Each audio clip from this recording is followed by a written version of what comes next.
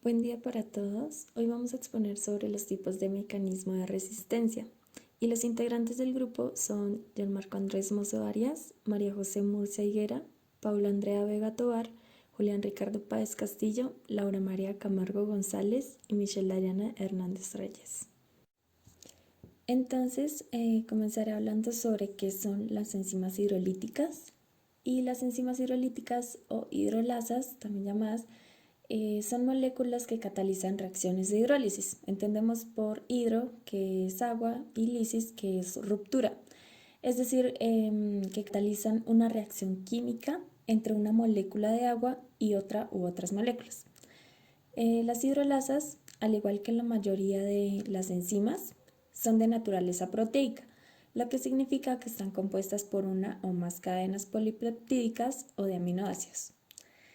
Las bacterias sintetizan enzimas que hidrolizan la unión peptídica endocíclica del anillo beta-lactámico, destruyendo así su acción antibacteriana, sin tener posibilidad de actuar sobre el microorganismo. Los beta-lactámicos son bacteriolíticos y actúan inhibiendo la síntesis de la barrera de peptidoglicano de la pared celular de bacterias sensibles. La producción de beta-lactamasas es el mecanismo más frecuente de resistencia antibiótica. Son capaces de crear cambios en la estructura del antibiótico, haciendo que éste pierda su funcionalidad.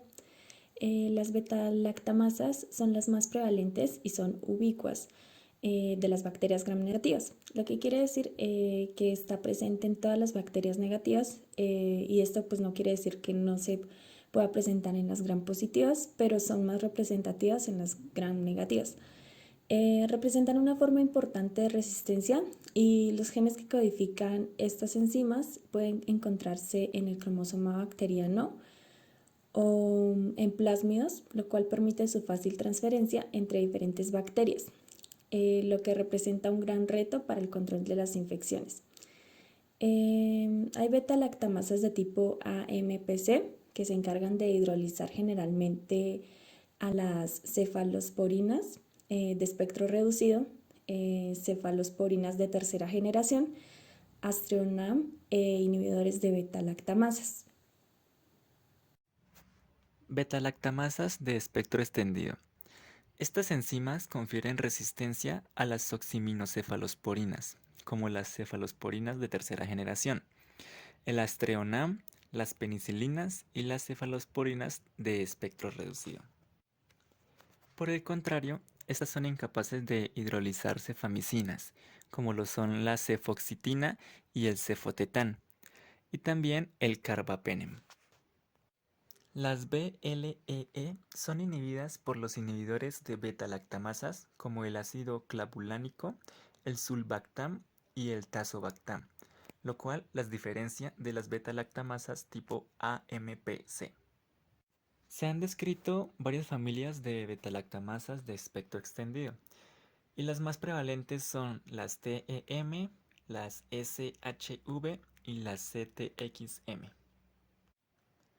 Usualmente las beta-lactamasas de espectro extendido tipo TEM y SHV hidrolizan a ceftazidime con mayor eficiencia que a ceftriaxona o a cefotaxime.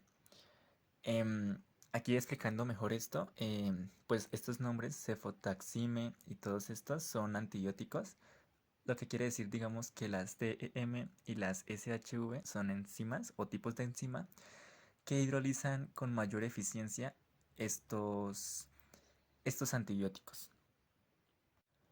Y volviendo con la línea, tenemos que las CTXM usualmente hidrolizan a cefotaxime y ceftriaxona más rápidamente que ceftazidime. Una característica importante de las betalactamasas de espectro extendido es que son mediadas por plásmidos. Esto les confiere una increíble capacidad de diseminación entre diferentes especies, lo cual se está convirtiendo obviamente en un gran problema al momento de luchar contra estas bacterias. Las carbapenemasas. Este es un grupo de enzimas que hidroliza hasta los carbapenems. los carbapenems vendrían siendo como el grupo de antibióticos más, como más agresivo, más eficiente a la hora de actuar sobre las bacterias. Para estas se ha propuesto una clasificación en dos grupos. Carbapenemasas de serina, aquí están incluidas en la clasificación molecular de Ambler, este es el cuadro que se encuentra a la derecha. Están en las clases A y D. Y metalo B lactamasas, MBL. Están en la clasificación de Ambler en la clase B, denominadas así por la dependencia de metales como el zinc para su funcionamiento. Debido a su baja actividad contra los carbapenems, las carbapenemasas de tipo OXA, ojo ahí, tipo OXA, no tipo MBL, tipo OXA, son capaces de conferir resistencia a los carbapenems cuando la bacteria expresa algún otro mecanismo de resistencia, como el cierre de porinas y la expresión exagerada de bombas de salida. En Acinetobacter spp se han identificado carbapenemasas de serina clase D, OXA 23 a 27, OXA 40 y OXA 58, la mayoría de las cuales son adquiridas por transposones o plásmidos identificadas en aislamientos de diferentes partes del mundo. Aunque su actividad hidrolítica es mucho menor que el de las metaloenzimas, su mayor frecuencia en Acinetobacter spp las hace importantes. Son enzimas capaces de hidrolizar las penicilinas, las cefalosporinas de primera generación y débilmente los carbapenems. No hidrolizan las cefalosporinas de tercera generación ni el astrionamo. Debido a su baja actividad contra los carbapenems, las carbapenemasas de tipo OXA, ojo ahí, tipo OXA, no tipo MBL, tipo OXA, son capaces de conferir resistencia a los carbapenems cuando la bacteria expresa algún otro mecanismo de resistencia, como el cierre de porinas y la expresión exagerada de bombas de salida. Además de las beta-lactamasas, existen otras enzimas responsables de la aparición de resistencia contra los antimicrobianos, como lo son las metilasas, acetiltransferasas, nucleotidiltransferasas y fosfotransferasas, que inactivan especialmente los aminoglucósidos. De este grupo vale la pena mencionar a la acetiltransferasa AAC, y a las 16S ARN ribosomal metilasas, las cuales confieren resistencia a varios aminoglucósidos, inclusive la canamicina, amicacina y tobramicina. Un hallazgo reciente es que esta enzima puede generar también resistencia contra las fluoroquinolonas, antibióticos sintéticos no relacionados con los aminoglucósidos. A continuación hablaré del sitio activo. Bueno, este sitio activo es la zona de la enzima en la cual se produce el sustrato para que se produzca la reacción. Aquí podemos observar un breve ejemplo del proceso. Entonces, bueno, tenemos 4 etapas en esta primera etapa. Primero debemos conocer que este es el sustrato, este es el sitio activo y esta es la enzima. Bueno, existe un lugar específico en la enzima que se conoce como el sitio activo. Este va a ser la unión entre el sustrato y la enzima en la primera etapa. Ya aquí en la segunda etapa, cuando la enzima y el sustrato están unidos en este sitio activo, vamos a presenciar el complejo denominado enzima-sustrato. Como podemos observar aquí, lo vamos a denominar como E mayúscula y S minúscula.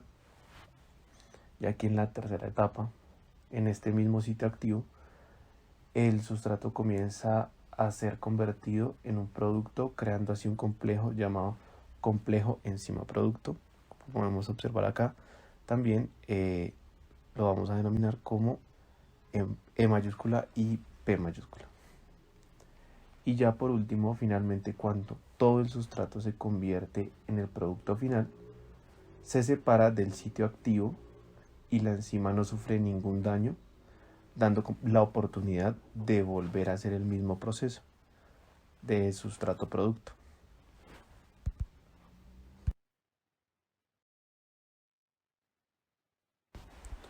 Bueno, ya conociendo el proceso anterior, ahora es importante hablar acerca de la modificación del sitio activo. Tenemos dos clases, que es la modificación del PBP y la modificación ribosomal. En la modificación del PBP es un complejo enzimático que permite la síntesis de peptidoglicano, principalmente en bacterias gram positivas. Si se produce una mutación en el sitio común de la unión al antimicrobiano, como los beta-lactámicos, estos no pueden actuar y aquí es donde se va a generar una resistencia a ellos. También tenemos la modificación ribosomal, que aquí los genes ERM-A y ERM-B producen modificación del sitio activo del ribosoma mediante un proceso llamado metilación. Este mecanismo es importante en la resistencia a macrólidos, en neumonía y filogenes.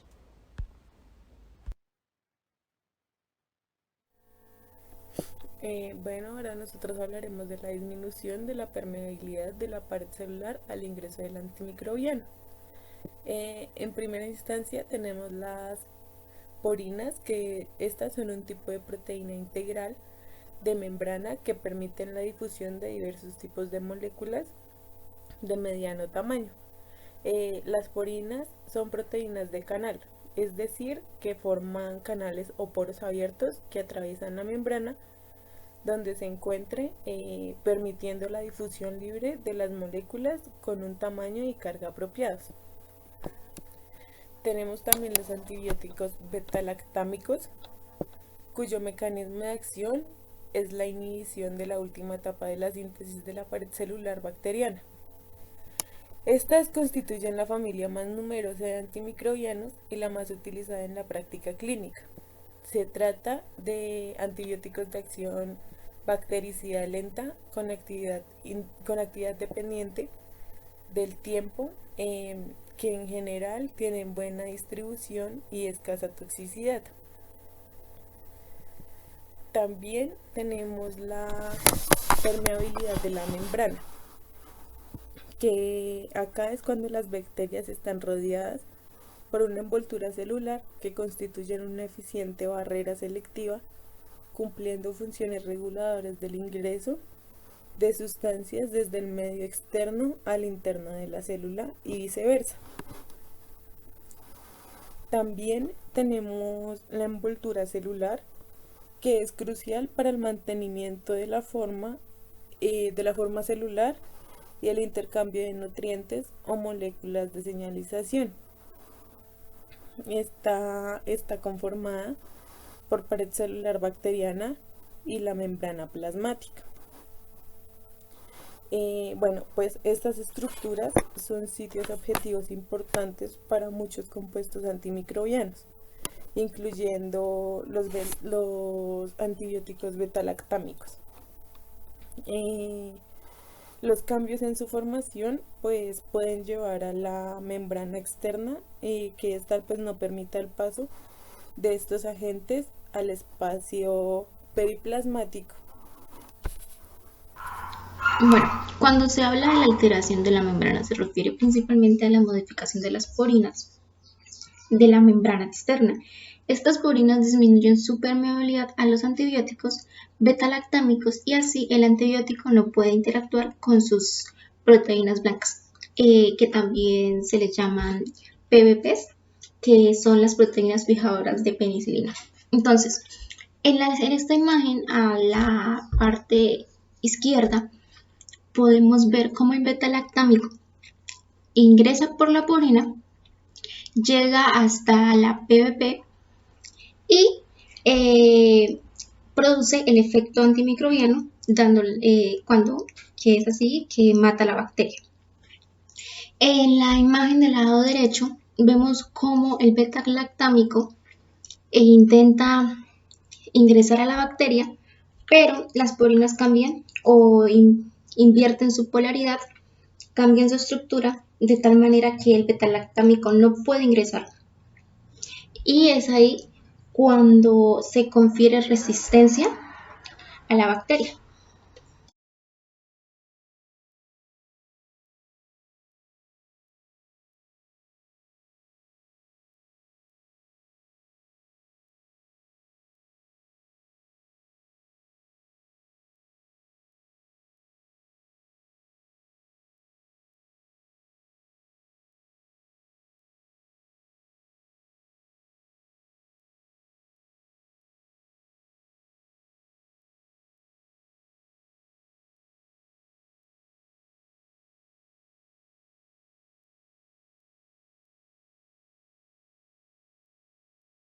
Las bombas de salida o bombas de flujo.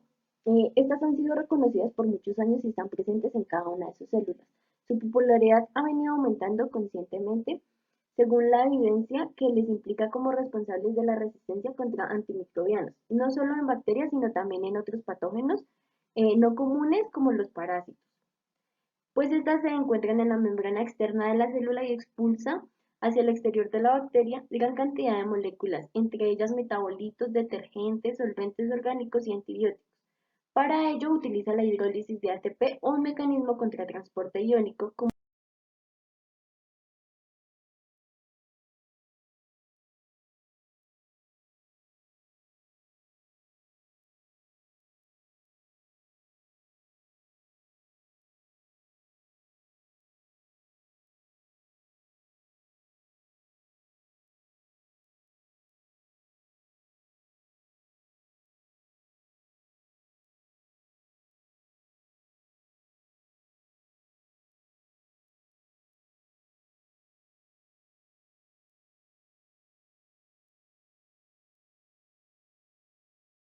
¿Cómo operan las bombas de flujo o bombas de salida?